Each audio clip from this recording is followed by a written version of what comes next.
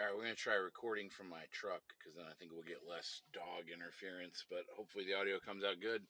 This is just one day. This is my deadlift day from today. I hit a PR, so we're going to work up to 730 today. I think it was listed as 330 kgs, which would have been like 727, but you'll see I add like half kilo plates on there, plus the 1 pound clips, so that I get to 730 for a couple different reasons. I took these warm-ups a little bit differently than I normally do. Just in the sense that a lot of times I'll go up to like 485 before I put on my belt and use my straps. But the way I pull, where I start on a knee and then, put the straps on and pull up like this, which that was the last warm up 660. A lot of times once I'm strapped in and I pop up, like my hips don't feel amazing until I've done it a couple times.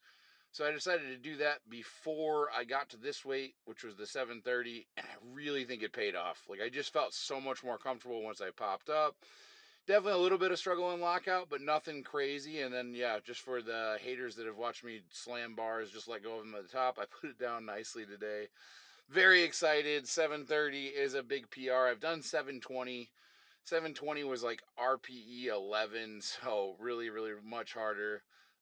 Feeling really good about where deadlift is at. We'll see what I can pull in nationals because there's a couple factors. Not using straps, which we are working on grip. So, definitely hoping that the grip comes along so I can pull something like that. Plus, obviously, I did this fresh today, just after some stretching and a 1 minute plank.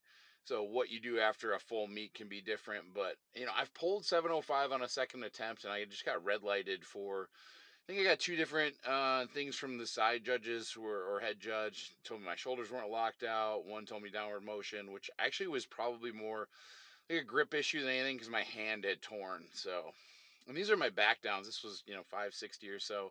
Not sped up for the camera. I am that fast, folks. Just kidding. Yeah, these just felt really good. I definitely was. One thing that happened today was I was kind of dropping my hips to get in position a couple of times. Not something I normally do.